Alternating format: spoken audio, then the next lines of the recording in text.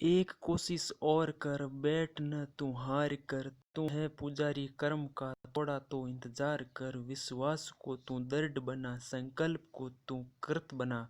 एक कोशिश और कर, बैठ न तू हार कर। दोस्तों एक बार ये लाइनें मोटिवेशनल लाइनें रिपीट कर रहा हूँ। एक कोशिश और कर, बैठ न तू हार कर। तू पुजारी है कर्म का, थोड़ा तो इंतजार कर। विश्वास को तू दृढ़ बना, संकल्प को कृत बना। एक कोशिश और कर, बैठना तू हार कर। नमस्कार दोस्तों, स्वागत है आप सभी का हमारे चैनल मिशन एग्जाम अकेडमी पर। आज अपन दोस्तों कवर करेंगे कंप्यूटर से संबंधित टॉप 50 प्रश्न।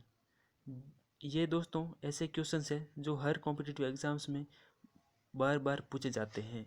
तो दोस्तों बिना टाइम वेस्ट किए चलते हैं पहले प्रश्न की ओर। और अगर आप हमारे चैनल पर नए हैं तो चैनल को सब्सक्राइब करना ना भूलें और पास वाले बेल आइकन को जरूर प्रेस कर लें, जैसे आने वाली सभी वीडियोस की नोटिफिकेशन दोस्तों आपको समय पर मिलती रहे।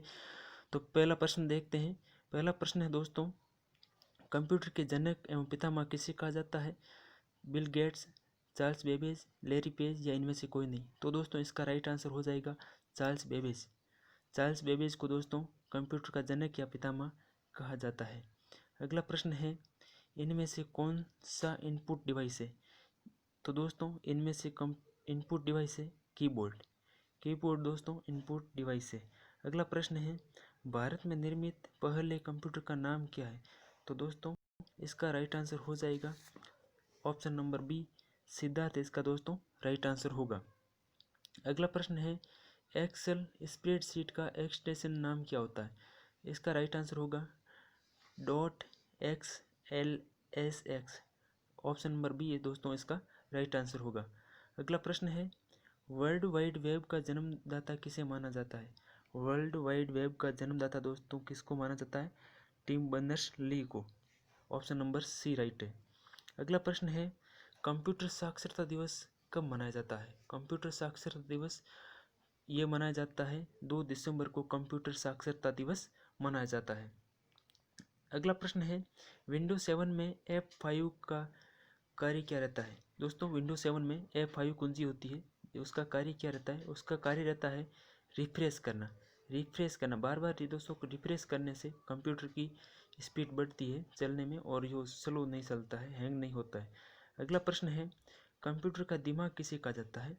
कंप्यूटर का दिमाग दोस्तों CPU का कहा जाता है। CPU का फुल फॉर्म होता है सेंट्रल प्रोसेसिंग यूनिट।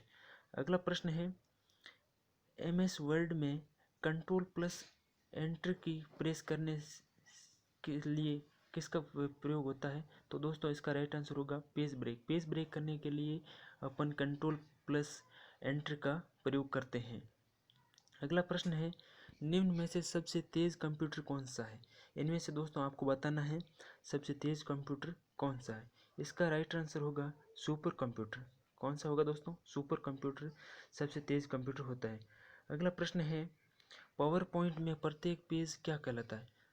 दोस्तों पावर पॉइंट में प्रत्येक पेज को क्या कहा जाता है? इसका राइट आंसर होगा स्लाइड। Option number B. और स्लाइड शो करने के लिए दोस्तों शॉर्टकट कौन सी होती है? F5। पावर पॉइंट में F5 की दबाने से स्लाइड शो होती है।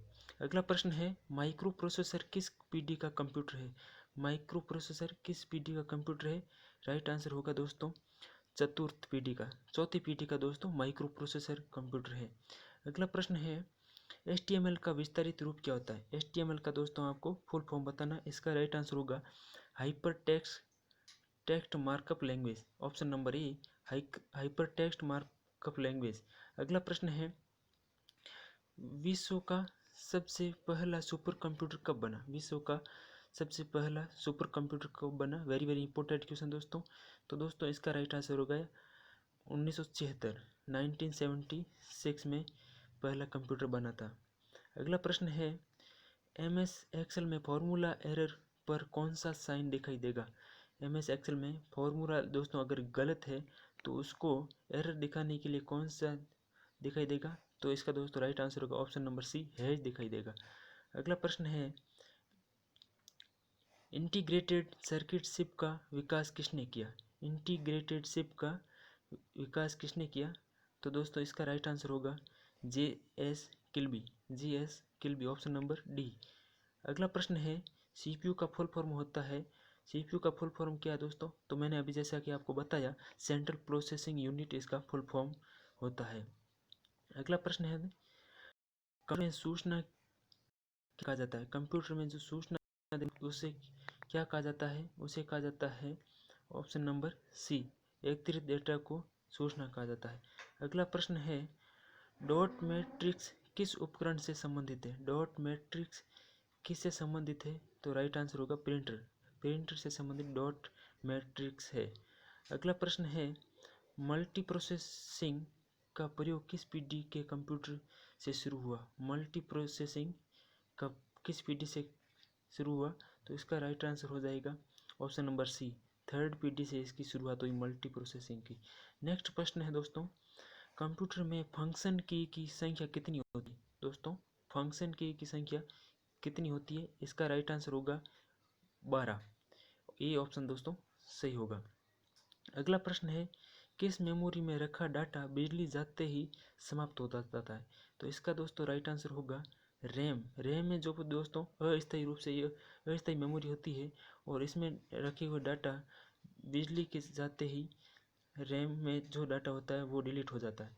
अगला प्रश्न है कंप्यूटर घड़ी की स्पीड की गणना किस में मापी जाती है? तो दोस्तों इसका राइट आंसर होगा ए, बिट। कंप्यूटर की घड़ी की स्पीड की गणना की जाती है। अगला प्रश्न है कंप्यूटर डाटा स्टोर और गणना करने के लिए किस नंबर सिस्टम का प्रयोग होता है? कंप्यूटर डाटा स्टोर और गणना करने के लिए किस सिस्टम का प्रयोग किया जाता है? राइट आंसर होगा दोस्तों इसका राइट आंसर होगा binary, binary option number C. अगला प्रश्न है कंप्यूटर मेमोरी की सबसे छोटी इकाई क्या कहलाती है? कंप्यूटर मेमोरी की सबसे छोटी इकाई क्या कहलाती है? राइट आंसर होगा बिट, ऑप्शन नंबर ए। अगला प्रश्न है अक्षरों तथा चिन्हों को बाइटों में स्टोर करने की विधि को क्या कहा जाता है? अक्षरों तथा चिन्हों को बाइटों में स्टोर करने की विधि को क्या कहा जाता है? राइट आंसर होगा दोस्तों इसका राइट आंसर हो जाएगा option number B, coding system. अक्षरों तथा चिन्हों को बाइटों में स्टोर करने की विधि को कोडिंग सिस्टम कहा जाता है। नेक्स्ट कंप्यूटर में काम करने के लिए किस सॉफ्टवेयर का प्रयोग किया जाता है? कंप्यूटर में काम करने के लिए दोस्तों application, option number C, application software का प्रयोग किया जाता है। ईमेल का विस्तारित रूप क्या है? तो दोस्तों ईमेल का विस्तारित रूप होता है electronic mail, electronic mail option B सही होगा दोस्तों। ईमेल के जन्मदाता किसे माना जाता है? ईमेल का जन्मदाता दोस्तों रे टॉमलिसन को माना जाता है, रे टॉमलिसन। अगर दोस्तों वीडियो पसंद आ रहा है तो लाइक ज़रूर कीजिएगा। टेक्स्ट में आपकी स्थिति कौन दर्शाता है? टेक्स्ट में आपकी स्थिति को कौन दर्शाता है? राइट आंसर होगा कर्सर। दोस्तों जहां अपन काम कर रहे हैं वो स्थिति कर्सर दिखाएगा। अगला प्रश्न है MS एक्सेल 2007 में बाई डिफ़ॉल्ट कितनी सीट होती है? MS एक्सेल में वेरी इंपॉर्टेंट क्वेश्चन दोस्तों, MS एक्सेल 2007 में बाई डिफ़ॉल्ट सीट होती है दोस्तों 3, ऑप्शन नंबर बी, 3 सीट होती है बाई डिफ़ॉल्ट। अगला प्रश्न है MS एक्सेल 2007 में कॉलम की संख्या कितनी होती है? कॉलम की संख्या दोस्तों कितनी होती है? राइट आंसर है 16,384, ऑप्शन नंबर बी, 16,384। अगला प्रश्न है दोस्तों MS एक्सेल में किसी सेल पर लगे कमेंट बॉक्स को क्या कहा जाता है? इसका राइट आंसर हो जाएगा cell tip, cell tip. MS Excel में किसी दोस्तों अपन क्लिक करते हैं किसी के ऊपर, वो एक छोटा सा बॉक्स दिखाता है, उसको दोस्तों सेल टिप कहा जाता है। अगला प्रश्न है पैराग्राफ को पेज के राइट अलाइन में ले जाने के लिए किस शॉर्टकट की का प्रयोग किया जाता है? राइट आंसर होगा कंट्रोल आर, कंट्रोल आर की दबाने से राइट अलाइन में सेट हो जाएगा। अगला प्रश्न है किसी चयनित किए हुए शब्द या अक्षर को तिरछी स्टाइल में लिखने के लिए किस की का प्रयोग किया जाता है? राइट आंसर होगा कंट्रोल आई। दोस्तों जिसे इटैलिक कहा जाता है, इटैलिक तिरछा करना शब्दों को इटैलिक कहा जाता है, कंट्रोल आई। अगला प्रश्न है दोस्तों अब अपन कुछ वन लाइनर क्वेश्चन देखेंगे, वन लाइनर क्वेश्चन देखेंगे। तो पहला प्रश्न है, दुनिया का प्रथम सुपर कंप्यूटर कौन सा है? तो इसका राइट आंसर होगा क्रे 1। क्रे 1 दुनिया का प्रथम सुपर कंप्यूटर है। अगला प्रश्न है, भारत सुपर कंप्यूटर कौन सा है? तो ये है प्रत्यूष कंप्यूटर। प्रत्यूष कंप्यूटर भारत का सबसे तेज सुपर कंप्यूटर है। आधुनिक कंप्यूटर का जनक किसे कहा जाता है? आधुनिक कंप्यूटर का जनक किसे कहा जाता है? तो दोस्तों ये है एलन ट्यूरिंग। एलन ट्यूरिंग को आधुनिक कंप्यूटर का जनक कहा जाता है। अगर दोस्तों वीडियो पसंद आ रहा है तो लाइक ज़रूर कीजिएगा। भारत में निर्मित पहला पर्सनल कंप्यूटर कौन सा है? पहला पर्सनल कंप्यूटर कौन सा है? राइट आंसर होगा सिद्धार्थ। पहला पर्सनल कंप्यूटर कौन सा है? राइट आंसर होगा सिद्धार्थ। अगला प्रश्न है, MS एक्सेल में किसी डाटा या सूचनाओं को निश्चित क्रम में सेट। राइट आंसर होगा फ्रीज पेंस। फ्रीज पेंस दोस्तों डाटा या सूचनाओं को निश्चित क्रम में सेट करना फ्रीज पेंस कहलाता है। अगला प्रश्न है, सेलेक्टेड टेक्स्ट को डबल अंडरलाइन करने के लिए किस शॉर्टकट कुंजी का प्रयोग किया जाता है? Ctrl+Shift+D का प्रयोग करके डबल अंडरलाइन का प्रयोग किया जाता है। और सिंगल अंडरलाइन करने के लिए दोस्तों Ctrl+D का प्रयोग किया जाता है और डबल अंडरलाइन करने के लिए Ctrl+Shift+D का प्रयोग किया जाता है। दोस्तों कंप्यूटर में क्लाइंट क्या है? क्लाइंट क्या है? क्लाइंट दोस्तों कंप्यूटर नेटवर्क में जो कंप्यूटर सेवाएं प्राप्त करता है उसे क्लाइंट या नोड कहा जाता है। क्लाइंट या नोड कहा जाता है। कंप्यूटर प्रोग्राम को बंद करने के लिए किस शॉर्टकट कुंजी का प्रयोग किया जाता है? कोई भी दोस्तों अपन प्रोग्राम चला रहे हैं उसको बंद करने के लिए शॉर्टकट कुंजी है Alt+F4 का प्रयोग करने से प्रयोग किया जा सकता है। अगला प्रश्न है, स्पेलिंग और ग्रामर को चेक करने के लिए किस शॉर्टकट कुंजी का प्रयोग किया जाता है? स्पेलिंग और ग्रामर को चेक करने के लिए F7 शॉर्टकट कुंजी का प्रयोग किया जाता है। MS एक्सेल में किस शॉर्टकट कुंजी का प्रयोग सेल में बदलाव या संशोधन करने के लिए किया जाता है? MS एक्सेल में किस शॉर्टकट कुंजी का प्रयोग सेल में बदलाव या संशोधन करने के लिए F2 का प्रयोग किया जाता है? F2 का शॉर्टकट कुंजी का प्रयोग करके बदलाव कर सकते हैं। अगला प्रश्न है, विंडोज ऑपरेटिंग सिस्टम किसके द्वारा विकसित किया गया? तो दोस्तों Windows operating system Microsoft company के द्वारा विकसित किया गया। अगला प्रश्न है, एक्टिव डॉक्यूमेंट को प्रिंट करने के लिए किस शॉर्टकट कुंजी का प्रयोग किया जाता है? एक्टिव डॉक्यूमेंट को प्रिंट करने के लिए शॉर्टकट कुंजी होती है दोस्तों Ctrl+P। Ctrl+P का प्रयोग करके प्रिंट किया जा सकता है।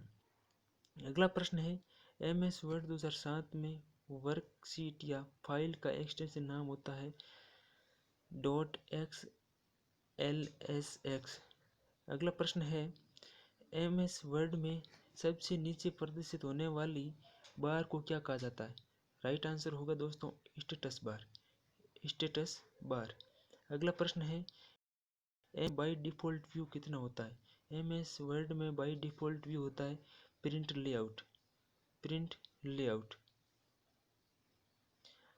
दोस्तों अब अपन जान लेते हैं कुछ फुल फॉर्म को जान लेते हैं। LAN LAN local area network दोस्तों इसका फुल फॉर्म होगा WAN wide area network. Man metropolitan area network. अगला है दोस्तों PAN पर्सनल एरिया नेटवर्क। बहुत बार ये दोस्तों फुल फॉर्म कॉम्पिटिटिव एग्जाम से पूछी जाती है तो याद जरूर कर लेना दोस्तों। और GUI इसका दोस्तों फुल फॉर्म होता है graphical user interface. Graphical user interface.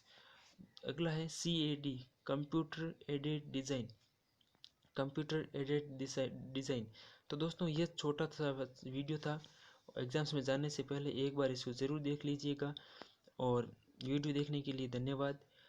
और अगर आपने हमारे चैनल को सब्सक्राइब नहीं किया है तो सब्सक्राइब ज़रूर कर लेना। और अगर नहीं तो लाइक कर लेना और पास वाले बेल आइकन ज़रूर प्रेस कर लें, जैसे आने वाली सभी वीडियोस की नोटिफिकेशन आपको मिलती रहे। और वीडियो को ज़्यादा से ज़्यादा अपने दोस्तों के साथ में शेयर कीजिएगा। एग्ज़ाम्स के लिए आपको बेस्ट ऑफ लक।